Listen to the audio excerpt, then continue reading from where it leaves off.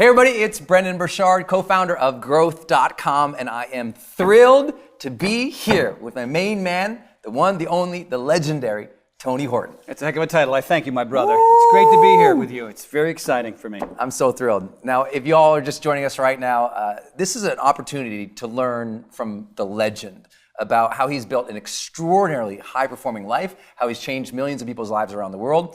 As you know, Tony has sold over $1 billion? Over $1 billion, yes. $1 billion of P90X, P90X 2 and 3, and he's become so well-known internationally everywhere about health and fitness. But tonight, we have the opportunity to learn his secrets for living a high-performing life. We had a great time at my house. Yeah, we did. Shooting some video, me learning a little about, like, how does he do it? How does he succeed in all these different areas of his life? Especially because a lot of people can look at him, fine-looking young man as he is. Thank you. I'm feeling a little inadequate sitting next to him with his biceps. Come on, you know it. But you got this guy who's 58 years old, is that right? 58, yeah, that's right. 58 years old. And a half. Crushing it for decades. And just like yourself, you got lots of dreams, lots of goals, lots of desires. And I bet you're working so hard, sometimes people don't know how hard you work. And they see success, and they don't know you've been through a lot of stuff. I have, yeah. A lot of struggle. You didn't come out of the box with P90X and all of a sudden become a millionaire overnight. No, sir. Your journey to mastering your life, like everybody watching, it's tough out there sometimes. You got to fight through it. So we're going to talk about fears. We'll talk about distractions. We'll talk about finding your purpose. And we'll learn from the man just how he's done it all. So thanks for joining us, man. It's great. You know, it's been a hell of a journey. And I still wake up every day. I sort of pinch myself and realize this is actually happening. But it's taken a long time. It wasn't an overnight success by any means. There was a lot of trials and tribulations, a lot of mistakes that were made. But, there was always this little voice in my head that said, there's more, you can be better. And so I searched out experts like you. I read all my personal development books. I mean, if you look at my library, it's personal development books, and I went to my Tony Robbins seminars and I read my Larry Carlson books and Deepak Chopra and Andrew Weil and all of it because I didn't learn what I needed to learn in high school and in college. That was all, reading, writing, and arithmetic, which was fine. It didn't really apply to my life and where I wanted to go in my life. And school wasn't easy for you either. No, I was a C- student. I had a speech impediment, and that was awesome. You know what I mean? It's like, wow, let's find another reason why to beat me up at the bus stop, And I was an Army brat. We moved, 6 times before 5th grade. So it was just really hard for me. And there was alcoholism in the family and all that kind of stuff. And I know a lot of you at home, you probably hear that and go, that's me. I've had those same kind of issues. And I meet so many people, right, that are sort of right there. They're at the door, they're knocking, but they don't know how to take the next step, And so for me, it's been a struggle. The beginning was not easy for me, but I think that's the reason why I cherish it so much more, because it's been a long journey. The pendulum has swung so far in the other direction, and I've been able to sort of stay there and maintain it. And obviously, I'm a health and wellness guy. I'm P90X, the brand new 22-minute hardcore, these programs. I mean, I live, eat, and breathe these programs. And for me, the foundation of my joy and my happiness and my success comes from exercise and eating right and taking supplements and whatever it takes. Yeah, but also the emotional, mental mastery part of it, because that's what I was surprised, meeting you. I'd done P90X, not incredibly well. I was that guy, a hot, sloppy mess at home, trying to do it, being like, 5 more? Oh my God. He's a beast. And but what was beautiful as I got to know you, and I think this is really important in health and fitness. I know you all struggle with this at home, is that no matter whether you're trying to get your health right or your relationship right or your work right, your real mastery, I think, and everyone else's things we have to figure out is how do we stay motivated? How do we deal with the fears? How do we deal with all the distractions that we all have right now? And most importantly, how do you stay the course? Because not only are you just 58 and you're in great health, you're like a happy guy. You went through emotional turmoil. You had a lot of doubts. You were an insecure kid, worried about getting beat up. And then you said... getting beat up. That wasn't fun either. Yeah. But so walk us through real quick. A lot of people I know want to know that sort of that genesis story a little bit of, okay, right before P90X. It wasn't overnight. It was, what was that struggle for you to figure out what your purpose was? What was the thing that you really wanted to do? How did you find that? I think my story is like a lot of other people's stories, but unless you hear it from me first, you kind of think, well, it just sort of happened. He's been, he was the high school football star. He dated all the great girls in school. No, none of the above. Yeah, I was a hot mess. And I think partly because we moved around so much, because my father was in the military and there were job promotions and that kind of thing. So it was a new school system, new friends, new neighborhood, new all this stuff, all the way up through 5th grade.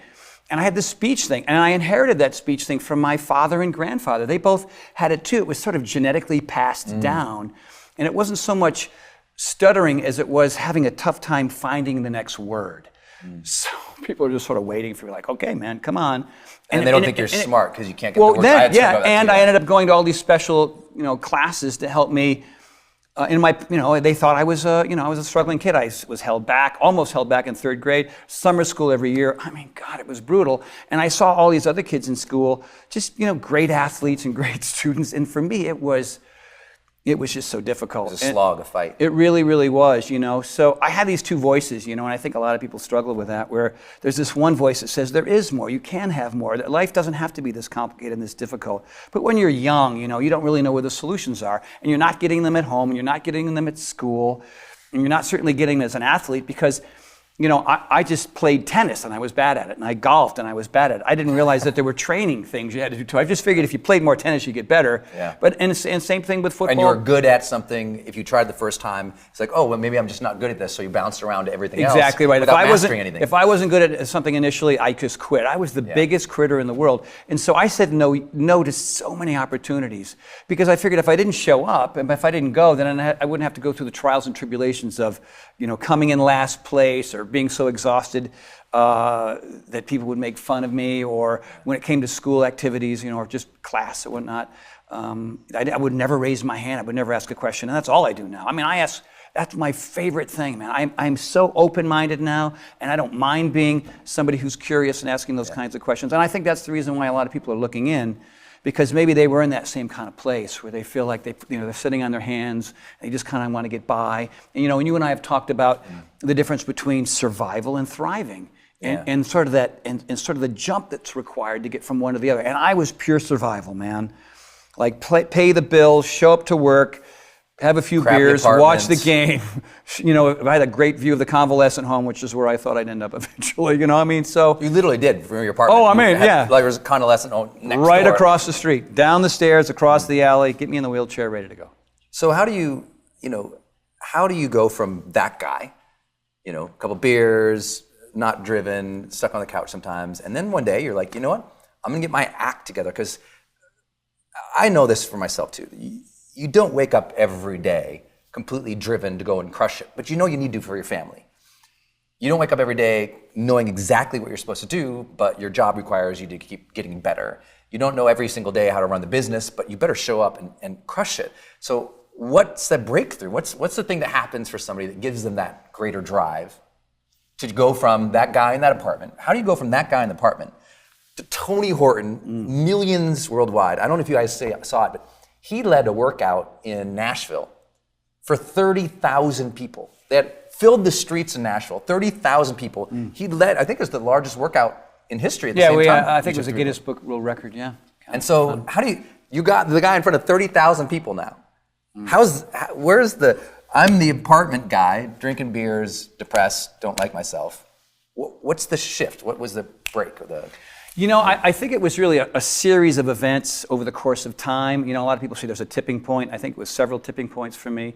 And for me initially was creating a dramatic move in my life. I was struggling all the way from elementary school through college. I had a few moments in college. I used to do these stand-up routines and these live shows. I used to do this sort of crazy mime routine because I did mime because I had a speech thing, right? So I might as well, get in the box and play, Beatles music or something. And that was sort of my little breakout moment.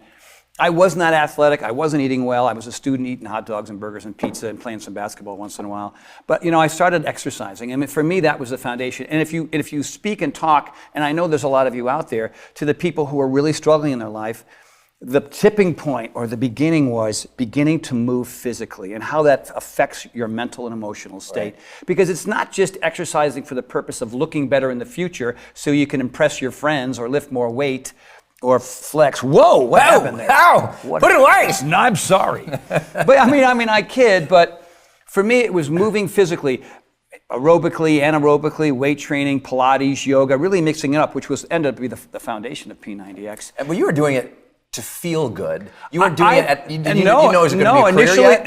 Initially, I was doing it to meet girls. Oh, got it. Because I was really insecure. Yeah. And I thought if I looked bigger and stronger and better, that would attract women. Oh, by the way, you need a personality as well.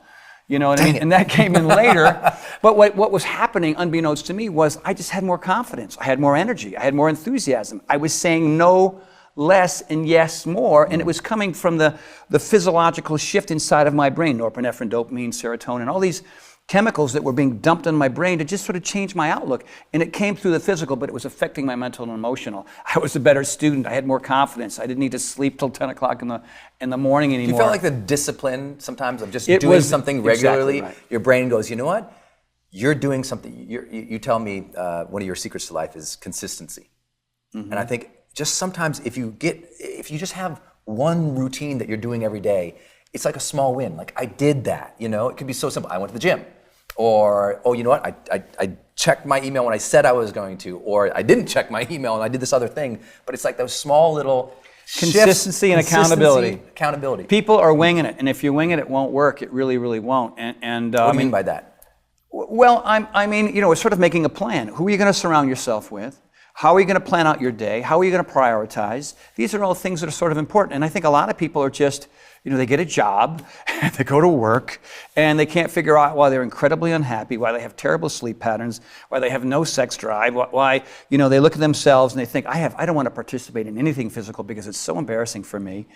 And for me, I was a skinny kid. I'm an ectomorph. If you look at different body types, I have skinny parents. I'm a skinny guy. So for me to build muscle is hard. But I think I'm called scrawny. Is that no, my body style? You and I are scrawny brothers, but you're not. I know what's underneath there. It's pure power, okay? Pure power, ladies and gentlemen. I wouldn't mess with that. No way. Arm wrestle, I'm a loser. Yeah. But the truth of the matter is, to be really specific about it was when I started to change my physical activity and I started to improve the quality of my food, because it's all about chemicals, you know what I mean? It affects the organs, it affects the bones, it affects the joints, it affects how sharp your brain is. It affects your enthusiasm, your willingness to sort of open up new doors, and that's what the food and fitness did. But that wasn't enough, and that's the reason why we're here to talk today. Yeah. Like, what are the other aspects of that? Like, okay, if that's my tipping point, if that's the foundation I've created, what are the other things that I needed to do so that I didn't have to live in that two-bedroom apartment with a view of the convalescent home anymore? I was training Bruce Springsteen and Tom Petty and Billy Idol, and I had all these celebrity clients, and as a personal trainer. As a personal trainer. And that was great. But I was still broke, and I still had a broken down car. And, I still had credit card debt, because I didn't know how to deal with finances. I didn't have a relationship. I wasn't with somebody I truly loved. You kind of had like that LA thing. I had that LA thing. You were working with celebrities, personal training them, and yet you weren't finding your thing yet. I'm curious, when you're dealing with so many people, you're training these amazing rock stars at the time, or now you've trained literally tens of millions of people to work out. A lot of people watching this, we know that, I should work out. I should eat better. I should do this routine. And you can give them all the routines, and you've given them so many of those things to do. What's the mind shift that happens for people, the mental part of it, or the emotional part of it, that gets them to finally do it? Because sometimes you're supposed to, but you don't. So how do you motivate people to do something that they know they should do for themselves, but they don't? Well, if you look at any one of my programs, P90X, 10-Minute Trainer, whatever it is, it's done for you. Your only job is to show up. And even with that, even when I tell you exactly what to do on what day and what sequence and for how long and how many reps and how many sets and how many days a week, and I give you a diet program, and obviously it's a couple things. It's commitment and faith. You have to look at me and believe that I actually know what I'm talking about. And so when I broke into the business, like, who the hell is this Tony Horton guy? He want people to work out 6 days a week and eat right? Forget it. In the infomercial world, not a shot. Right. So my thing was... You were saying you're going to do something that's hard. Hard. At a time when so most people who are clicking through go, that's baloney, that doesn't work, I don't believe in that. And they look at me and go, wow, they're doing push-ups and lunges and squats and pull-ups, and there's a diet program. And so there was a finite group of people initially who saw that and went, okay, that's real. But guess what? Now I don't have to go to the gym. Now I don't have to pack my gym bag, get in traffic, and then, get on somebody else's nasty DNA after they're done with a piece of equipment. And I get to do this in the confine of my own home, right? And my boxer shorts. And what I did, which no one had done before, was I gave people modifications. If you can't do it this way, here's an alternative way, here's another alternative way. What? Oh, and by the way, if that's too much, hit the pause button, take a break. I'm all right with that. There's a lot of people who watch right now small business owner, have a team, they have something, and this is a relevant question for them, right? How do you get people to do something? They know they should do it, but they're not motivated. Mm-hmm. It's like you gave a plan, you made it pretty specific, but you also said, hey, here's some other things you can do, and you kind of let them go at it. I think when I think of the way I'm trying to lead a 80% of life team, is showing up. Yeah. I mean, Woody Allen apparently said that, and the other 20% is paying attention once you're there. And so if you're not knocking it out of the park and you're feeling like you're dragging, awesome, you're here. We're doing this thing together. You're struggling through. You're struggling through. I mean, that's the reason why the original programs were 3 months, 90 days. It's an up and down journey. If you're a perfectionist, forget it. What I tell people is, show up, see what happens, have extraordinarily low expectations, right? But show up. But show up. But show up. Because what happens is when your expectations are low, you blow your mind by, you're so amazed by the experience and how much more you're able to do. And so your confidence grows tenfold. If you're trying to compare yourself with others, with your past or your expectations for the future, think of the anxiety and angst that comes with that. That's why so many people feel stuck and stifled. Because they're comparing themselves to everybody else. They're comparing themselves to so too many other things. Because doubt, fear. Right. Did you ever have that when you put out P90X? Like right before, did you have a lot of fear about, is it going to do well? Is it not going to do well? Did you have high expectations? I had no expectations whatsoever because I couldn't compare it to anything else. And initially it didn't do well at all because, a lot of people in the industry said, that's not going to work. You need a little, twisty chair that 3 times a week for 3 minutes a week. You know what I mean? And so there was nothing like it. You need a device, yeah. Yeah, but then there were a lot of people at home who picked up the phone and made that call and committed to the program. And the stories, I mean, if you've ever seen YouTube or gone on Facebook or Instagram or anything, and you've seen all these stories, and I mean, I meet them at the airport, I meet them in the grocery store, I meet them everywhere. 50 pounds is not even, is commonplace. It's doable. It's 80, 90, 242 pounds doing an extreme fitness program because of the modifications, because of the sequences, because of the variety, and we're going to talk about variety, I think, here very shortly, and because of the fun. Because we know that fitness isn't necessarily very fun. I'm not a fan of it. I mean, it's hard. There's angst and anxiety and pain, and not pain so much, but there's this discomfort. And people aren't coordinated, or they don't have the range of motion, or they don't have any history of it. So, and this comes from a kid who had coaches. I was on the football team. I was more of a tackling dummy, really, than a player, because I rarely got in the game. Tackling dummy. I really was. Like Monday through Thursday, run Horton over and then go around and score. And so my coaches didn't know nuance, because what they cared about back in the 70s was getting their name in the paper in the win-loss column. And a lot of us look at our lives like that. It's like a winning and losing. Nah, it's not. It's about making this process more fun, showing up on a regular basis, seeing if you can eat right pretty well, and above and beyond the aesthetic and things that are based in ego. Guess what else is going to happen? You're going to have more energy, you're going to feel better, and then you're going to be able to open up more doors because of the mental and emotional shift that has happened. And now you get to go live your purpose. All right? And when you're overweight, you're overwhelmed. It's really, really hard to be able to go after life when you can't get up a set of stairs. It's just a different philosophy, a different way to look at it. And mentally, too, when you're mad at yourself, you're comparing yourself to everybody else, so you stop, you don't show up. And I think one of the reasons we related as friends, if you've studied my work before, I'm always talking about this concept of honor the struggle. It's okay that it's going to be a struggle. It's okay that it's a fight. Yeah, I love that. It's okay that you're upset. That's part of the process. As you've trained more elite military people than I think anybody else, especially fitness, and they say that statement, the Green Berets, embrace the suck. You have to say it does sometimes suck. Like, because you're at this level, and and by the way, this level for a lot of people is good. They're comfortable, they got a job, maybe a kid, maybe they got some family, and they're a genuinely good person who's trying, but they know there's this level. And the only way to go from here to there is at first to show up, but then to honor it.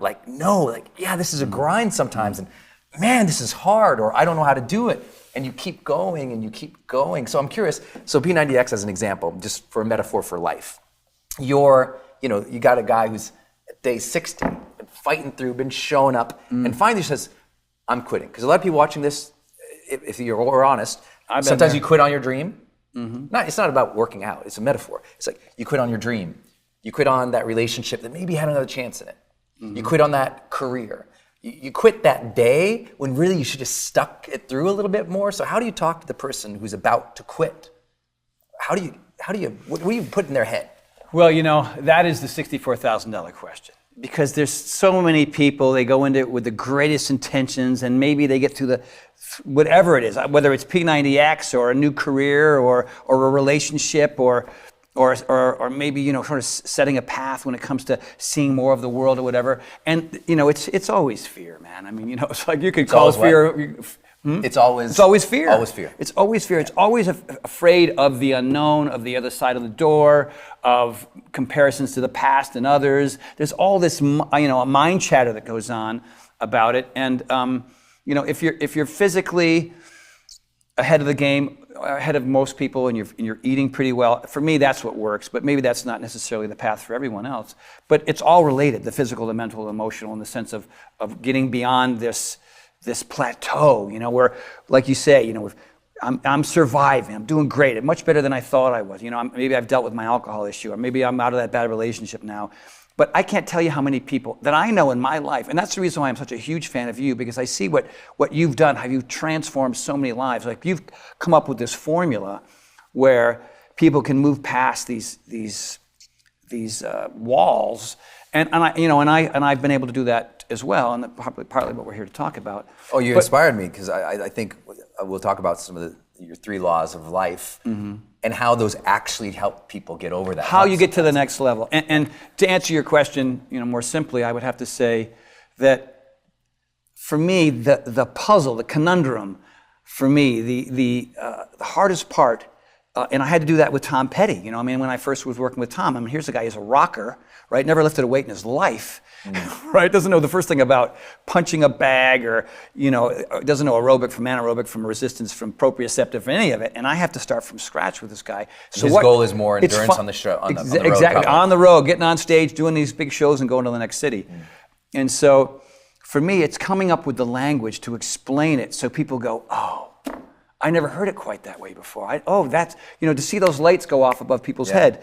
So, it's things like adding variety to your fitness, adding variety to your techniques when it comes to building your business, adding variety to, just the people that you're with in your life, discarding the people in your life that are dragging you down, but they've been in your family forever, and you went to high school with them, but you have to make a decision. Yeah. All right, and a lot of it just takes an obligation to stay. It comes down from pen and paper, right? You put a line down the center of the paper, and you go, the things that are helping me, the things that aren't. And so you're going to look at this list of the things that aren't helping you, and you go, I'm still doing these things. Yeah. And doing these things are causing me to be stuck.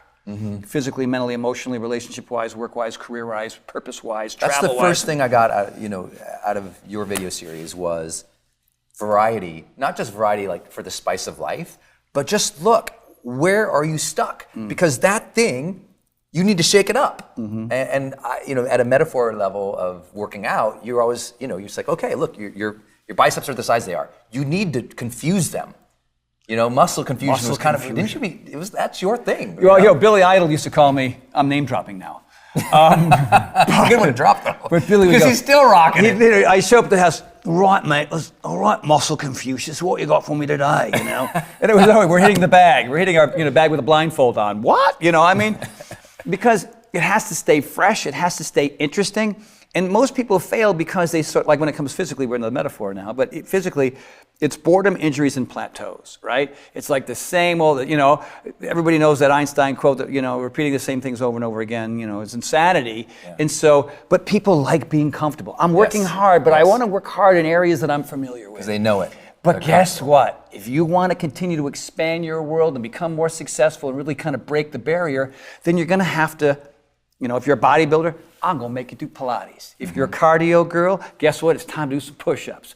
And so that makes you very uncomfortable for a period of time. Yeah. But that's where the tremendous growth comes from, because there's no more plateaus, no more injuries, because the variety prevents your body from doing the same things over and over and over again.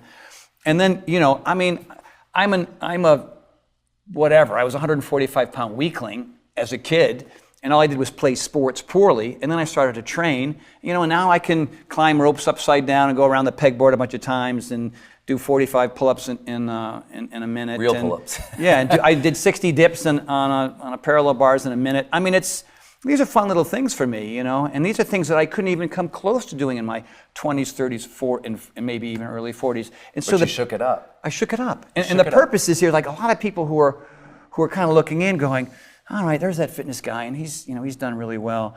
But there was a struggle, and there were these basic laws or lessons or whatever you want to call them that I needed in my life to kind of push through these places of being comfortable. I think that's the most important thing when you're watching this and you hear a concept.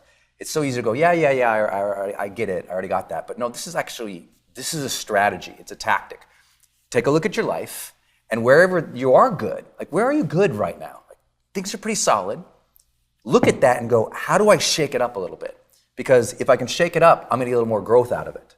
And it's when people just let everything be comfortable, because we have that desire for homeostasis, but we have that desire mostly to know that we're gonna be good. So where's the part? Have you gotten too comfortable in your relationship, and now your relationship's suffering because it's not that, you're just sitting there hoping something to change? You can't do that. You have to say, okay, is this relationship giving as much zest, vitality, love, intimacy as I want? And if it's not, let me change my tactics. Let me change my strategies. If you're at $1 million in your business right now and you're thinking you're going to go to 10, doing the same things without shifting up, it's not going to happen. Same thing if you're trying to go from a $50,000 career to a $75,000. You have to change what you're doing.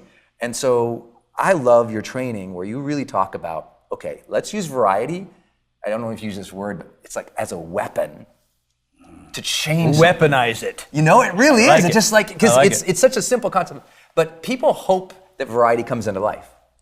I always say there's only... Yeah, we wish, hope, and pray it's going to show up all on its own. Yeah. But, you have to be really super proactive. Like, for me, when we talk about variety and fitness, it's obvious that works. I mean, because it forces you to work on your weaknesses. But people don't like working on their weaknesses because it shows flaws. But yay, that's what the lesson is. So we obviously would want to do it in our, like when it comes to, for example, diet-wise. So some people want to be vegan, some people want to eat raw, some are paleo. Guess what? I do it all. I just eat really healthy versions of it all. Because I was a vegan vegetarian for a while, and then I stopped and I recognized that it was time to make a shift. So now I enjoy all kinds of different kinds of food, and I feel like I'm at my best because I have more variety when it comes to food. Same thing with people in your life. I can't tell you how many people after high school or college hang out with the same 15 people forever. Forever. All right? And then they all die off, and then you're by yourself. And like I have 20-year-old friends, 30-year-old friends, black friends, Muslim friends, Italian friends. I just try to expand my world. And then I also, when it comes to variety, I realize, well, who do I need to sort of spend less time with? Because they're not helping me. Hey, for me, stretch, grow, be different. Stretch, grow, and learn. Stretch, grow, and learn. And so the different kinds of people, the more variety. And it's kind of too bad. It's happening a lot, I think, in our country these days. We're all kind of hanging out with our kind. Yep. You know what I mean? Or our phone. Our phone. Our phone is this little rectangle in our hand. But then, the more you do, and especially when it comes to personal development, right? I mean, people are fans of yours, but they don't, I think they would grow more if they spent time with you and me and maybe a plethora of different people who are, because they're getting different perspectives. That's how I ended up here because, I had the attention span of a gnat, you know what I mean? Mm-hmm. And so I needed all that different kinds of input from different kinds of people because quite often there'd be these brilliant folks that wrote these great books and I'd go to their seminar and go, it doesn't really resonate with me, one-on-one. But it doesn't mean that I didn't take something from them. Right, and one idea can shift One idea made a big shift. And then I'd go to somebody else and somebody else. So, I would say if you're watching the two of us right now and you think about variety, you might want to make that list. Like, where do you feel like you're sort of stagnant? Where do you feel like you're not really making any movement forward? Write down the categories of your life where you feel like, boy, that's been the same forever. And what categories of your life that relate to your purpose, to your work, to your relationship. Like when it comes to my wife, we had our 1-year anniversary very recently. And, my job, I look at her and I'll say, what's my job? And she'll say, to make my life awesome. I've seen this in my house. Yeah. We were shooting some videos and he literally says to Shauna across the way, hey, what's my job? She says, to make my life awesome. And I was like, that's awesome. Yeah, and it really, really is. And what happens is that it creates a sense of support. Like she knows I've got her back, and as a result, she wants mine. And in all the struggles and all the relationships I had before, it was because I wanted my thing and you wanted our thing, and it wasn't the same thing. And why aren't you helping me? And we're treating each other like, I don't know what, like somebody's parent. You know what I mean? And we don't have that. It's very equal. It's very supportive. And that, for me, required a lot of growth. Right? Because they say feedback. In a relationship, do you want to be right? Feedback. Do you want to be right, or do you want to be happy? Yeah. And a lot of times I just have to learn that it's not about trying to win the argument. It's about surprising her with a bunch of emails and flowers. It's variety on that kind enacted of again. Exactly. So right. amazing And it requires work, it works. requires effort. But once you fall into that pattern, yeah. then things get easier. And then how do you keep pushing the envelope? How do you keep surprising yourself and surprising the people around you by adding more and more and more? I did a bicep tricep routine yesterday that I just created on the spot. Yeah. I was like, I got to do something different. You're damn right. Yeah. Like, ouch. It's the growth. But it was just kind of always staying curious, I think, is really a critical piece of variety. Just always searching and looking and surrounding yourself with people who are really living large. I love it. Living large. Living large. I have a question about intensity, because my outside perspective of getting to know you as a friend is like, this guy's he's intense. We'll talk about balance, but I mean, P90X is intense. So how do you, I think this is important for people to develop some kind of strategy for intensity in their life where you say, okay, what's my dream? And a lot of people dabble around their dream. They dance around it. They kind of play with it. They do it on a Sunday night as part of their dream, and they never come back to it for weeks and weeks and weeks. And it just, the dream dies in the daylight. It just doesn't really happen. You kind of hit things pretty intensely. You go for it. Like where does that come from? Like that drive to say, I'm going to go at this full tilt, like with real passion, real power, real commitment. Does that come from something? Did that come from a parent? Did that come from just a decision in your life where you were just so despicably unhappy with yourself and you said, no more? Where does that intensity to go for it come from? Somewhere along the line, I realized that variety itself provides a certain amount of intensity because you're adding new things in. So obviously there's a learning curve, and so there's intensity that comes with that. But I think for me, intensity really means how far can you push the envelope in various aspects of your life so that you accelerate the learning curve. Because if you're in sort of this, I'm going to do it this way, and I've got my variety, and that's good, and I feel like there's a certain amount of, but it forces you to get outside of your comfort zone. And it's a very short ride. I'm 58 years old, and that happened in a nanosecond. And I figured if I'm, but the other thing too with intensity is understanding when and when not. It can't be a constant. You can't burn the candle at both ends. That's the reason why if you look at P90X, there's a 24/7 chest and back, and there's yoga in there, and there's meditation in there, and there's Pilates in there. It's letting that pendulum swing both directions. But the pendulum can't just sit here in the middle and hang out in mellow land. Right. It's got to, in my opinion, and this doesn't necessarily apply to everybody, but if you really want to get the best results and the bigger experiences and have the most amazing relationships, then there has to be a certain amount of intense behavior. Now, not everybody's like that. A lot of people aren't genetically wired for it. So I would say if that is who you are and you're looking at like intensity, oh my God. That's the reason why a lot of people don't exercise at all. Right. Because it's just so intimidating. They're afraid of pain, they're afraid of injury, they're afraid of, and these are legitimate, But intensity doesn't also have to be that, masculine type A, power-driven stuff. Intensity can be an intensity of intention in the moment. Mm-hmm. Intensity can be a focus, or like, I'm going to work intensely for the next 2 hours on this project and everything else goes away. Intensity can be a full absorption and a full sort of connection to the moment. Presence is intensity. When you're around somebody who's really present, even if they're not bouncing off the road, you're just like, oh, they're really grounded and they're just holding their space. They're not jumping up and down like a clown like I do. They're just like, they're solid, and you're like, whoa, it's attractive, it's powerful, but it's not loud, it's not brash. There's an intensity that we can bring to things. I ask people all the time, I say, when's the last time you really intensely kissed the person who you love? Not like a peck goodbye, have a good day, honey, but I mean just like with rapture, kiss that person. Then we're going there, home. It's getting sexy. It's like, because intensity is not to be feared. It's going to be like that. Intensity can actually be the thing that connects you again. Intensity can give you the opportunity to really focus on something, be present in something, and put all your effort into something. Because, now, these days, everybody thinks it's sort of cool to multitask. Yeah. And some people can pull that off, and I think the vast majority of people who feel like they can multitask aren't really moving forward. No, they continue to prove that in study after Study study. after, you're exactly right. So intensity, as much as it is about exercise, it really does mean that you have to sort of filter out all the chaff, and really say to myself, right now, right here, I planned it yesterday, now here I am, here's my schedule in front of me.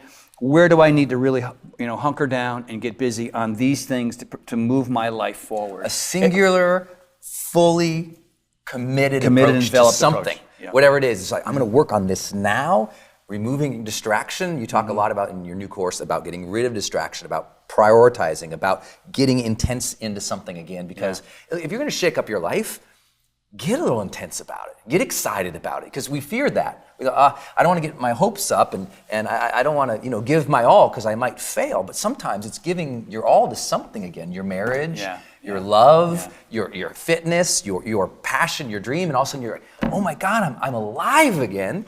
Well, and that spark can change everything. And the beautiful thing about variety and intensity together is that there are going to be more failures. Yeah. Because before you were playing it safe and you're in your little comfort zone, everything's going fine, and you're having your life, and it's not really what you'd like it to be, but it's not horrible. So you kind of sit in this kind of no man's land. But when you believe and have faith in what we're talking about, and you're willing to commit more and add more variety in all aspects of your life and add more intensity, you're going to fall down more. But here's the beautiful thing: failure is just another word for awesome, in my opinion. It really is, because failure is the moment where you grow. Right? I mean, you can fall down or whatever, or fail in your mind. You didn't really fail. I mean, there's a lot of times where I would do an event, and I go, God, I could have been better.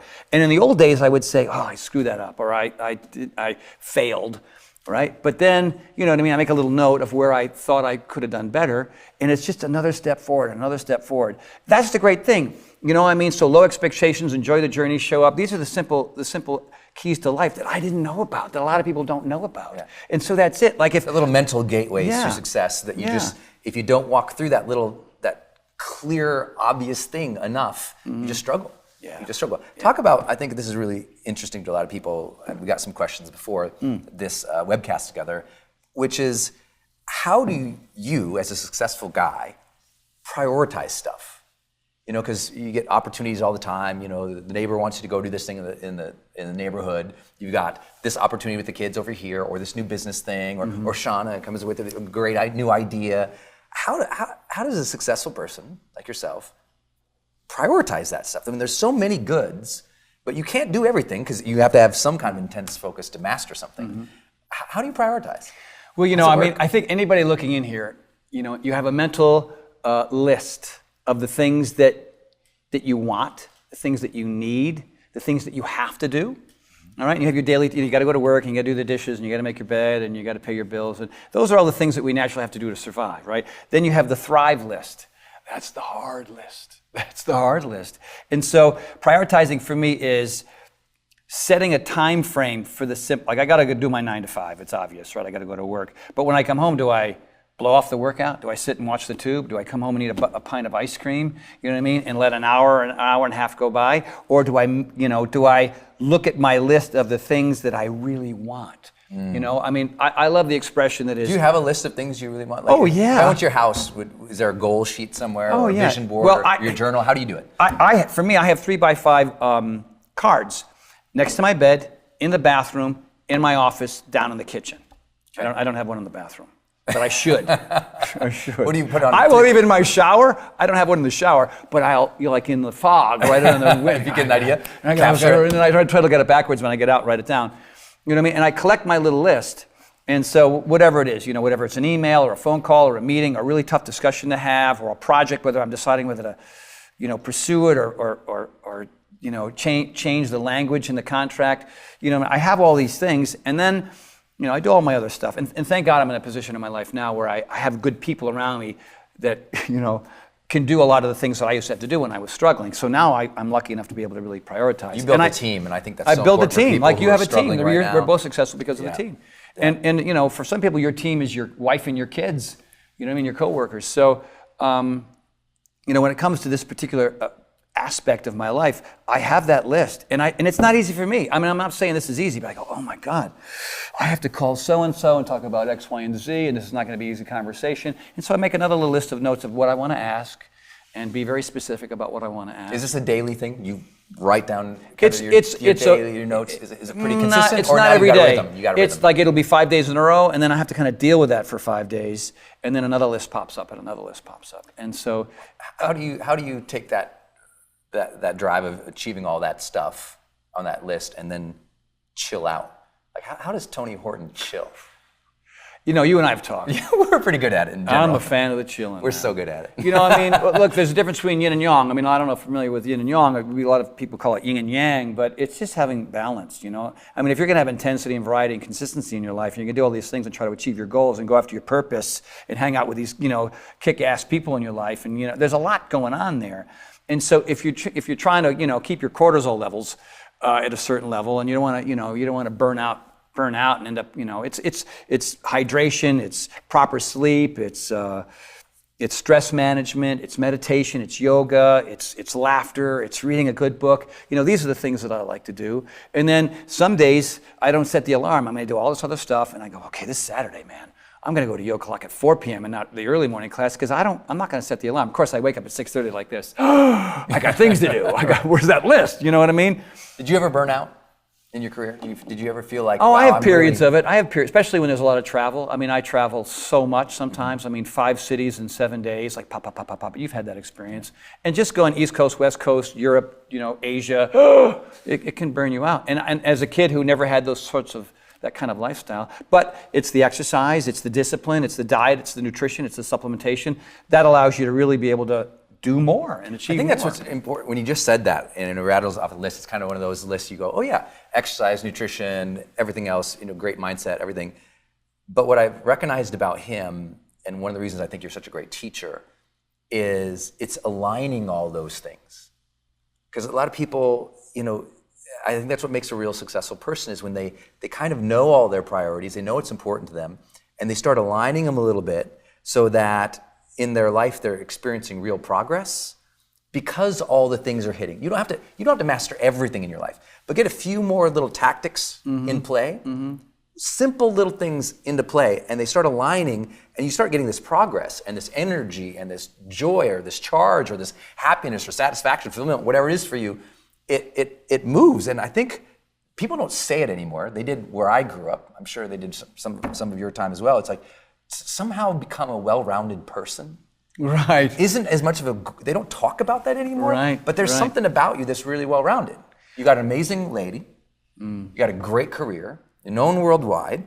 You do your workouts. You eat the good stuff, but you live life too.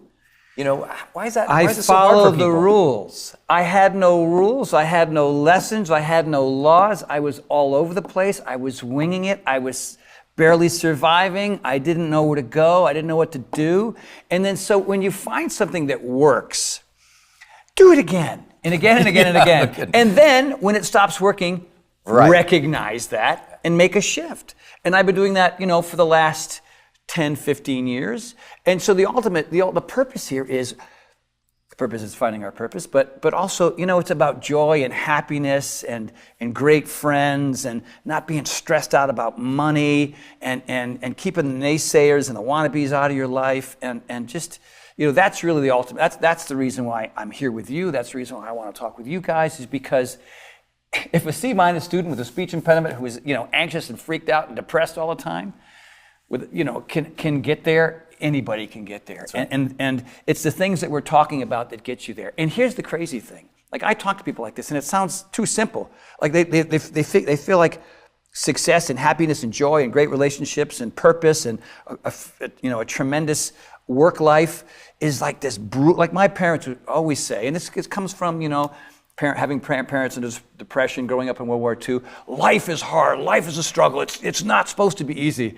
And I'm going, really? Could it be more easy? Could it be more easy? Yeah, because a lot of people, they're burning themselves down. Yeah. It's not life, it's how their mind is approaching it. It's their perspective, it's how they're feeling and appreciating life. And I agree with you on that. And speaking about the well-rounded part, a lot of us aren't even close to that. Their life is in a shambles in every single category. If you could at least get your act together in one, and for me, because I was not a bookworm, I was not a great student, for me it was just lifting weights and running and doing that. You know what I mean? That because that was a win there. It was a win there. There were two things that I could control, right? I could control my hands and my gob.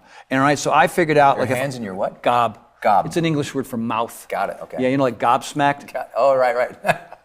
Right? Got it. Gobsmacked. And so I can control what I put in my mouth, and I know how that changes me physically, mentally, and emotionally, right? And if I move, I know how that can affect me physically, mentally, emotionally. So that was my tipping point. That was my lesson for my life. And that just gave me the energy and enthusiasm to attack other categories so that I could, meet my gal and make tremendous amounts of money I never thought I would make, and really, 17 years into this industry, I got a brand new program out now. I've got another one in development, and a lot of people in my industry, like any industry, they come and they go, and it's because of these things. These laws about life. The variety is important because it opens up your world. The intensity creates more focus. Help me. The variety, consistency, intensity. All of it is part of it. It starts adding it up. Yeah. Adding it all up. And then the way you think about planning and purpose, and we shot a video and a course together, and he was talking about how he found his purpose. And I think a lot of people don't realize that that's sometimes a meandering road through a lot of wins and losses. And what do I love and what do I don't, and what don't I enjoy? And it doesn't always reveal itself to you until you have somebody talk about it and you go, that's so true. I don't know if you guys as you're watching this tonight, it's like, that's so true what he's saying right now. And it opens a new door for you. That's why I'm always telling everyone, get lots of education, get lots of perspective, go to the seminars, buy the courses, read the books, because this gets your mind out of your daily life, because sometimes your daily life is wake, get the kids ready, maybe get the shower, get that cup of coffee, get on the road, you drive, you work, you give, you serve those obligations. You come home, you try to get some food together for everybody because everyone's going around the house and it's nuts. And then you go to bed and you're done, you're out, you're exhausted. You wake up and you go, oh. Repeat. If that's always going, the only thing that changes that, in my mind, is a dive into personal development. Because the dive into personal development gets your brain off of yours and go, well, what are other people doing? What new tactic, one new win, what's one new thing I can put into play that he says, and that changes. And one of the things I want to ask you about that I think people can put into play very quickly, if you had to sort of come up with two things that you tell yourself on a consistent basis, it's like your self-talk, right? It's that part of you that just knows if you tell yourself this, you'll be successful. What statements do you say to yourself? Maybe they're not affirmations per se, but like these are just thoughts in your mind. Like you talk to yourself. Are you talking about progression right now? Yeah, I think I am. Is that where you're going? Well, I think progression and balance really are sort of critical for me. They really, really are. So when you say progression, what do you say to yourself? What does that mean to people if they don't know what progression means? Well, if you're curious about personal development, and I agree with you 1,000%, that the only way that I was able to kind of move forward in life is to, just delve into personal development. Books and seminars and cassettes. That's when I started with cassettes. No one knows what I'm talking about. Like, no. Now it's they don't thing, you Google it. They're even like, DVDs? Yes, I'm like, yes, DVDs. Plastic thing you put in the machine. But, that's how I started out. And there was so much rapid growth in my life, and it was really, really important. But, you're getting all this different information from different kinds of people, and you're trying to fit it into your life, and so, but progress was everything. And I think a lot of people kind of dive in, and they sort of attach themselves to a certain philosophy or technique or method, and they're not tracking their progress, right? They're really not, they're doing it, right? I mean, I can't tell you how many people will go to the same seminar or do the same program, and one comes out blazing, right? There's obvious growth, there's financial growth, they meet their partner, they quit their job, their hobby becomes their career and their purpose, and the other person got the same information, but nothing's happening. It's because they didn't recognize when it wasn't working. And so they would just keep banging their head against the wall as opposed to making that shift. Or recognize what does work and say, I should do more of that. More of that. Right. So when you say progression, get rid of the chaff and get into the goal. Measure. You're saying track and measure as a form of accountability to know that I'm growing. Yeah. And I'm getting better? Yeah. Yeah. Absolutely. I think so. You tell yourself that. That's like your self-talk. All the Dude, time. I need to track this stuff. And now I can recognize it instantly. You know, I used to meander about something for weeks and even months, and these things would linger. You know, because I think, well, it still has potential. When months ago I should have just given up. It's important. Oh, I love that, because I hope you all write this down. Write that one down. Find out. I love this word. What in your life is just lingering there? Oh, that's such a great. It was just linger. You know, it linger and linger, because a lot of you, if something's lingering for a long time, something in your psyche is probably saying, "Not right for me. I can't do that. I'm not good enough. I don't know the way." Because what happens to people is, I'm abandoning this thing. I'm saying no to this thing, which means loser or quitter or, but it just means it's not resonating. It just means there's no progress. It just means that the people that you're working with on it don't have the same vision that you have. It just means that it's time to go, hey man, thanks so much. Whether it's an email or a phone call or a conference call, it feels like I have to bail on this thing because there's this other stuff that I really need to put my energy in. And I'm tracking it. Maybe you're tracking it and it's not getting the results. And now you're just being honest. Dang. This is not getting results, so I got to change it up. I got to add variety. I got to be more intense. I got to be more consistent. But it's having that guts to look at something on a continual basis. So you say, okay, I got to track it. What's another thing like self-talk you say to yourself? These are just successful thoughts that you have that maybe you've never even verbalized, but it's like things you say, Tony, and you just say something. What type of things do you say? Well, I would say also the other part of it, the other key for me is just balance. Especially, you understand that. You and I have spoken about that a lot. When you do become a little bit successful, how do you keep yourself from burning out? How do you keep yourself from saying yes to everything? I think these two things are kind of go hand in hand. So what do you say? You say, Tony, chill out. Tony. What do you say to yourself? I'm just curious. Well, now I know very specifically what it is that I need to do. It's for us, it's branding. You know what I mean? Like what's helping your brand, what's not helping your brand. You know what I mean? And so if you're at the early stage of this, it's like branding. I don't have a brand. I'm just a guy who's looking in, who's trying to move forward. And so if you ask yourself what you need and you're trying to follow your purpose, but you've got a family and you've got kids and you've got a job and you look, I got 2 hours. Yeah. A great story that I told you was this gentleman, a friend of a friend who was an accountant, and he was in the cubicle, and he was a good accountant, and he worked for a good firm, and he provided for his family, but he loved bikes. He loved mountain bikes and road bikes, so he'd end up at the bike shop on Saturdays and Sunday for 4 or 5 hours. The manager finally said, Jesus, dude, you're here so often, and you know more than half my staff. You want to work here for an hour or two? So his action step was, ask my wife if I can work at the bike shop for a couple hours on Saturday. Because I love it. Because I love it. 5 years later, he owned the place. He owned the place because he became the weekend manager, and then he became, the assistant manager of the whole place, and then he ended up buying it, and then, one of the biggest tips I think for anybody is if you don't have a hobby, go get one. And a lot of times, like I got this from The Magic Lamp, Keith Ellis's book, The Magic Lamp. My purpose was not to be a trainer, to help millions of people. I wanted to be a comic. And I wanted to be an actor. That was it. But I was doing these two separate things, training people and doing this fitness business. And the two merged because I kept following this simple formula. Seeing the progression in the fitness empire wasn't happening anymore, right? I wasn't finding balance in that field. I was just finding like, wow, do I want a bricks and mortar place where I have to get a whole staff and get all this equipment in there and pay those kind of bills? You know what I mean? But I was still doing these acting jobs on the side. Building that repertoire, building that persona. And so, ironically, the two things came together. So it's about staying curious. It's about pursuing your purpose, even if you have a busy lifestyle. Creating a hobby for yourself on the side. What is it that you truly love? What is it something that you just you get so excited about? And people, like once they get into the rut, get into the routine, it's lost. It's gone forever. And then 5, 10, 20 years go by, and they go, geez, man, I really wanted to be a bike shop owner, but I didn't have the courage to ask my wife if I could work there on Saturdays. Ask those questions, and who knows what'll happen. Love this. What defines a successful person? When you think about a successful person, what is it about them that makes them successful? If you had to describe a successful person, not that everyone fits in a stereotype, but like what makes a successful person to you? Well, I think, different people have different definitions. I think a lot of people think success is about money. It's about fame. It's about power. And, that seems to be successful. And a lot of people chase that. You know what I mean? They think, okay, well, a lot of actors and musicians and people, they just want to be famous. You know what I mean? And when you finally get famous, You despise your fans because you have no privacy anymore. Oops, fame wasn't it.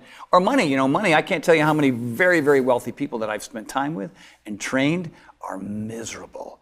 So if you're chasing the almighty dollar, maybe that makes some people happy, it doesn't make me happy. I think altruism, authenticity, someone who's civil, someone who's kind, somebody who, there's a lot of people who give away more than half their fortune because there's so much joy in that, you know what I mean? And here's the thing is, when you're searching for other people to be in your life who really have that lifestyle, who have those intentions, who have that kind of vision, oh my God, it's just, the whole thing is such a dream, such a pleasure. So successful people to me are ones that are, sure, they have a lot of money and they have fame maybe, or they have a certain amount of, they have a lot of employees. External recognition. Recognition on that, but like whatever, name droppers and famous people that are mean to their fans, like the worst, you know what I mean? So it's really understanding that there's a lot of trials and tribulations that come with success. I can't tell you a lot of nouveau riche people that I've watched along the way who were all kind of the same at one point, and now they're just unhappy and miserable and not fun to hang out with, So because they didn't get the rest of their life right. in alignment, they didn't get that mental side, those habits that make them feel balanced or happy. I think the reason why I'm so impressed by you is because you're a happy, like when somebody says, describe Brendon Burchard in a second. He's happy and he's authentic and he's real and he's in the moment and he's present and he cares about other people as much or more so than himself. Boom, check that box. That's it. That's how I would describe you. Well, that's why we're friends, brother. Brother, man. I love it. Before I do the questions, why do you love this course? Why are you so excited about it? Well, I've been the fitness guy forever. I've developed so many programs that help so many people. But I understand there's another element, there's another level that beyond the physical, it's the mental and the emotional. It's learning how to be successful. And I want to share my story. And my story is that everybody else's story out in the world is like, okay, Tony, you helped me do some push-ups and some squats and lunges. What is it about you and your life that is taking you to the next level? And I just felt so compelled to work with you to be able to share what I know so people can have all aspects of their life just rocking. I love it. So true. I'm watching, when we was filming the course, I'm watching it. I mean, you're talking about, habits that you do with your wife, about things you've done in your career, things he's done to build his brand. That, if you ever wanted to know how he's built this $1 billion brand. I had some help. Enroll in the course. He had excellent help, but the way you thought through it, I think that's a big, huge piece. It blew my mind watching some of that, the career stuff, the relationship stuff, and the mindset stuff. It was so powerful in this. So I have some questions submitted here. Michael from Arizona asked, fire away, Michael. How do I keep driven? I get excited watching you guys, and I know next week, though, I risk being complacent again. So how do I keep driven? I always start with the physical, you know what I mean? So, what are you doing? What are your daily habits, Michael? Are you taking care of yourself? You're exercising on a regular basis? What kind of food are you eating? You think people have this just so much desire. They want to live large, but they're living on hot dogs and sugary cereals and drinking 16, 17, alcoholic beverages a week. It's just, you just can't do it. I don't know. Some people can. Some people can do it purely on intellect. But if you find yourself struggling, look at your diet. Look how often you're exercising regularly. And then who's in your life? You are the five. You are the company you keep. Who are the five people in your life that are just rocking? And if you don't have those people, you look around and go, boy, everybody in my life is struggling. Well, then you have to decide, you really have to make a massive decision in that moment of searching for other people in your family, at work, online, go to a course, do this course. If you don't have anybody, I can tell you a girl, Kathy Smith, no support from her husband, bought Power 90. She was 5 foot nothing and weighed, almost 300 pounds. When I met her a year later, she couldn't do a single push-up on her knees. When I met her a year later, she did 10 pull-ups in front of me. Just think of the willpower, because it was all about the desire for new information. If it's not working, you don't have the right people around, and you're not taking care of yourself, nutritionally and exercise-wise, it's time to make a shift. And stop waiting around for the people to do it for you. You gotta just go, enough is enough, and make that list. What am I doing wrong? What are the things that I need to do? Ask for what you want, my brother, and it'll come. But a lot of it has to do with just, being around the right people. I found you and I improved. You found me and you're good at push-ups now. It's just, it really, really is that. And don't be attached to the outcome, and you're going to have good days and bad, and failure is awesome. That's when you learn. And these are just little simple lessons that you get. And sometimes you need to hear these things over and over and over before they set in. Yeah. That's why with this online course, when you take it, you have access to it for life. So you just take it, listen, let it set in, because you know what, sometimes drive comes from consistently hearing good things, in my opinion. Okay, Wendy from Virginia said, how would you compare this course to your fitness programs? Because obviously this isn't a fitness program. So how would you compare it, and how would I measure success in this area? Well, I'd say they're similar, but very different at the same time. You know, I mean, the other one is purely diet and exercise. This one goes beyond that. I mean, I talk about that in the course. I understand that's the foundation for me, and I explain that and how my experiences, you know, with exercise and nutrition has helped me sort of, you know, have more energy and enthusiasm for life. So what you're going to learn in this course, which is, you know, I guess different than P90X or X2 or 3 or 10-minute trainer or all the other ones that I've done, is this gives you a chance to sort of dive in to see who you are, where you've been, and where you want to go. And so, you know, there's everybody's, it's a journey for everybody. And so what I don't want to happen to you, Wendy, is to have you, you know, finish high school or college and have everything start to go downhill, you know, because that typically happens to people. We stop learning after, you know, regular education. And so this is an opportunity for you to take the next course for your life. So good. And to really make some dramatic changes. And I make it fun. I mean, it shouldn't be a struggle, even though there's some work to do. I mean, work is part of it, but you're going to like the routine. I think you're going to really enjoy the things that you're going to hear and learn. They're going to sort of, you know, make light the switch. And you have to. I mean, if you know any of my programs and you've had success with them, then you had to have a certain faith, and I think you'll continue to have that faith with this personal development course we've done together. Yeah, and Sean from LA had commented about your switch to personal development, and I sort of, as I was reading it, I thought, you know, that's funny because I always saw you as a personal development guy. I know you're, you know, in this course, he's not doing push-ups and all the P90X stuff, right? But at the end of the day, getting somebody to change is personal development. Your last book was a big bestseller, and that book is in personal development. You've been teaching people how to change in so many parts of their life for so long, because you know what, they come up to you and it's that people don't just come up. I've hung out with them. When I picked them up at the airport one time, and a person came out. Think about that. He picked me up at the airport. Yeah, so you're a good man. I love you, brother. And of course I pull up, and here's this guy talking to them, one of his students, and his students don't just say, you know, thanks for helping me lose weight. They go, you know what? You changed everything. You gave me a positive attitude. You helped me believe in myself again. You gave me a path out. This is the work of personal development, and you're a pro at it. So I can't wait for you to experience that level of mastery he has too. Well, you know, my programs are personal development. Yeah. I mean, you know, maybe it seems physical. It seems it's all about the aesthetic, but it's not. It creates a completely different mindset based on the fact that you have more confidence, more energy, a greater desire to sort of live larger in life. This takes it to the next level. I became a fitness guru because of all the personal development I did prior.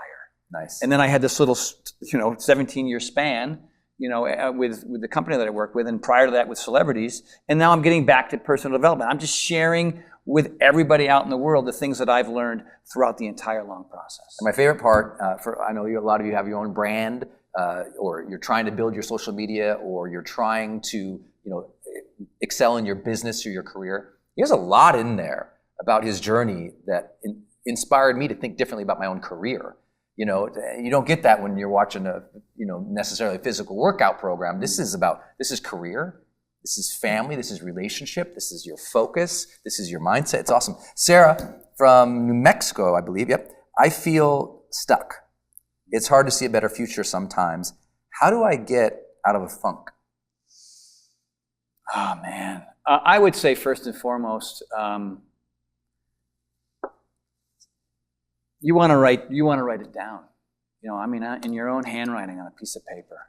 Like, what are the things? Like, there's a great process that you can do that really, really helped me, and that is sitting down quietly in a room with a candle in front of you. I mean, I know this is like you're probably not expecting this, but this worked tremendously for me for a couple of years, and just turning off all the stuff.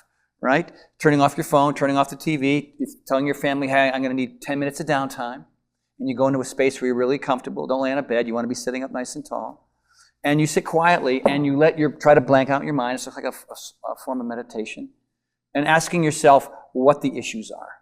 I'm struggling with my mom, I'm struggling with work, my relationship is crap, my kids are making me, whatever it is. And then the next question is, like, once you figure out what it is in a sentence, ask yourself this question: how is that making you feel? Because if you're in a funk, we know how that makes you feel. It doesn't make you feel good, but I want you to attach words to it. Attach real words to it. It makes me feel sad, it makes me feel depressed, it makes me feel stuck, it makes me feel like I'm out of control. Bang. And then you ask yourself how that makes you feel. Oh, it's a double whammy. All right? But what that does sometimes is, maybe you won't get into the next layer, but you get into a deeper layer. Yeah. Like, wow, that makes me feel desperate. That makes me feel lost. I mean, that's possible. And then the next one is easy. What are you going to do about it?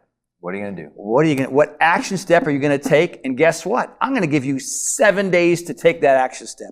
A full 7 days, because let's say it's a Monday, that following Monday, the phone call, the meeting, the tough conversation, the whatever it is, the class that you have been putting off for 5 years. Oh my God. And the level of energy that you get from jumping in with your entire body into that simple process. And it's scary and it's hard, but it creates a brand new mindset, because you looked at it really closely, you looked at how it made you feel, you took the action step, yippee-yi-yay, repeat. I love it. This is the level he goes to in his course, of giving you these exercises and these things that you can do these, and they'll change your life. You already know what he just said could change your life.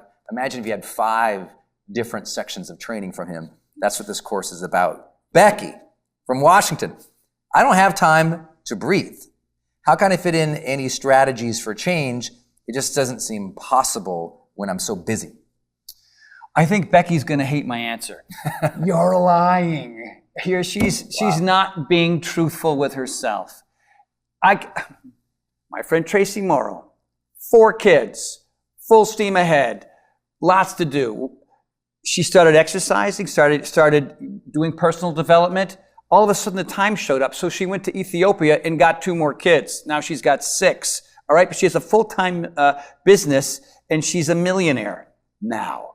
And it was only because she'd said, you know what? I feel overwhelmed. I feel like I'm out of control. And so got the food thing in order, got the exercise thing in order, set aside her prioritize. She started prioritizing, which we, of course, talk about. Like, this stuff is chaff, and I'm spending too much energy here, and I got to cut some of this out. Where's my hour? Where's my half hour? What am I going to do on Saturday mornings now, when before I was just going to brunch with friends? Like, okay, friends, no more brunch for a while, because I got stuff to do, because I don't like the state of mind that I'm in.